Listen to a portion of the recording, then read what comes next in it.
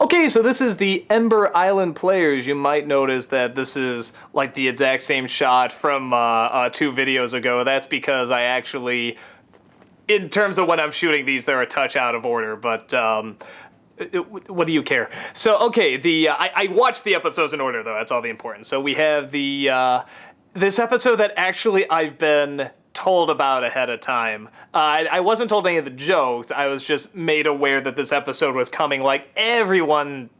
I go to cons, everyone tells me this episode's coming. My brother told me it was coming. They're all like, well, there's no spoilers in it, so it's okay. And they all said the same thing. It's a total filler episode. It has nothing to do with anything.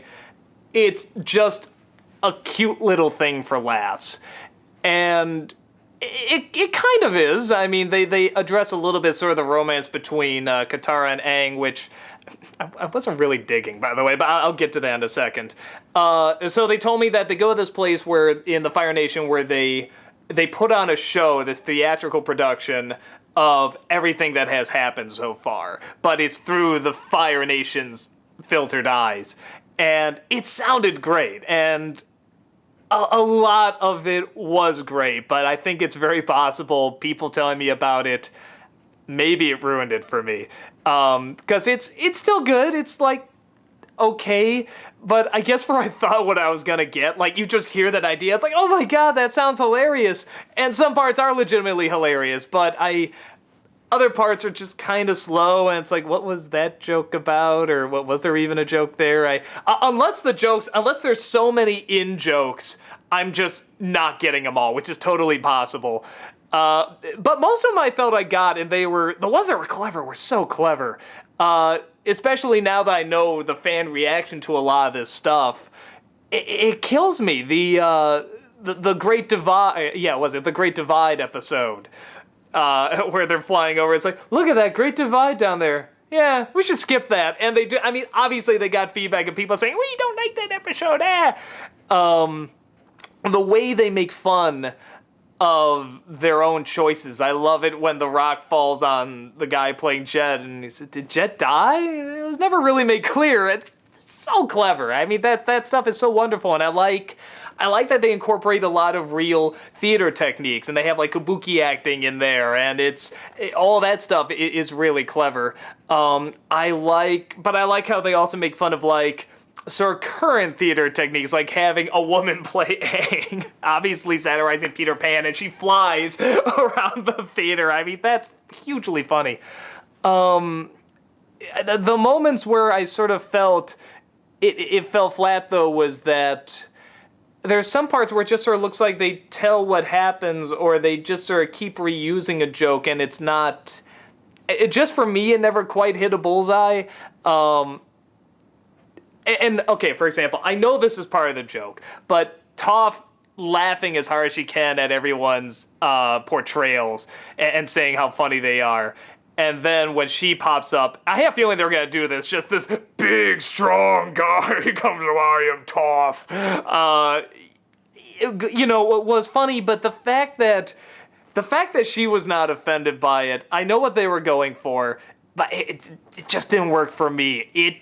She should have been offended by it. I know they're doing it because they're expecting she's going to be offended and they give you something else. But it would have been funnier if she was offended.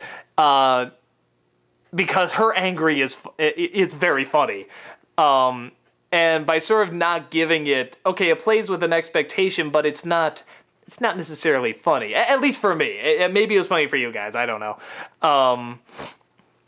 So... you got this play, and it's like I said, there's about 4 or 5 times where I'm like, wow, that's really funny. Like, that's really clever, really funny. I love, the portrayals from, this person, a surprisingly knowledgeable cabbage salesman. I mean, that hugely funny, very, very, very funny.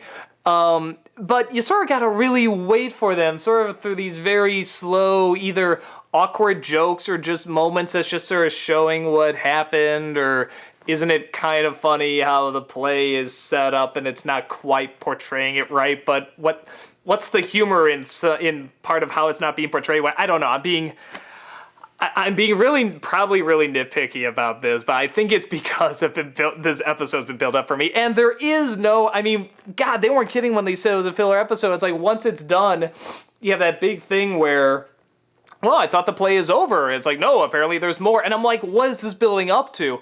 And it shows the Fire Lord defeat Aang, and everyone goes, yay! And I thought, are they building up to a punchline? Are they building up to something where Aang is going to realize something else he has to do, or he's going to realize his responsibility? And no, they just walk out and say, what a bad play, and that's it. And no, come on! That's so much build-up. Either give something connected to the episode, or like, you know, a real good punchline. I just thought that was not strong enough.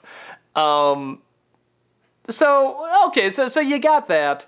But then the other thing you got going on, you got this bit where Toph is talking with Zuko about his uncle, and it's kind of rushed a touch. I felt like, couldn't you could explain this a little bit more, you know? But again, it kind of seems like if you take it out, it's no huge loss. It seems like there's probably other more important scenes, unless it comes back. But I don't see it. It's such a minor scene. It doesn't seem like it'd come back.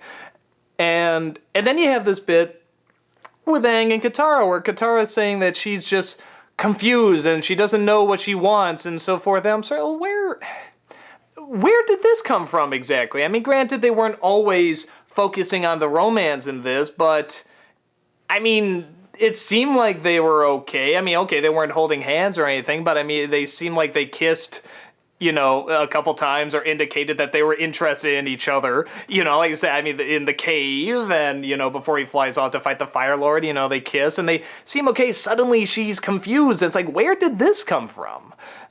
And it just doesn't seem necessary to me.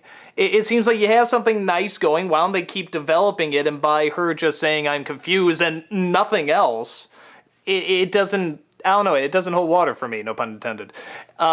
It seems very much like, you know, she says that it's part of war. We're in a battle, we're in a war, and there's so much going on, it's hard for me to focus. And okay, but where at any point was that indicated? It's just sort of this one sentence, and that's about it.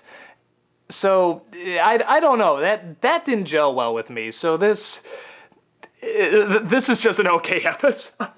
And I know so many people are like, that's one of my favorites, that's one of the great ones. I just, I think it's just okay. And I'm totally fine if it's just a filler episode, honestly. You know, you've heard me say before, yeah, this is filler, but it's still great, come on. I mean, this is like the epitome of filler. I mean, there's like almost nothing connects to anything. It's obviously a recap of what's happened, but, you know, nothing moving forward. If you took this episode out, it'd probably be fine, with the exception of, I guess, the Aang and Katara stuff. But even then, that's in there for just a little bit. So, yeah, not one of my favorites. I don't think a great idea. I really love the idea, and some of the moments are so perfectly done, particularly the fourth wall moments, I think are so smart, and I love a team that can laugh at themselves and the choices they've made and the fan interactions. I mean, hello, preaching to the choir. I love doing that stuff, and I love seeing people who do that stuff. But, yeah, those moments are great. The jokes that fell flat just kind of fall flat and doesn't really move the story forward too much. So it's not bad. It's just okay. So sorry I couldn't be more optimistic about it, or sorry I couldn't be more upbeat about it. But to me, it was just an all right episode. Maybe if I didn't know going in, maybe it would have made a difference. I don't know. I still probably was seen as the same, but it's all right.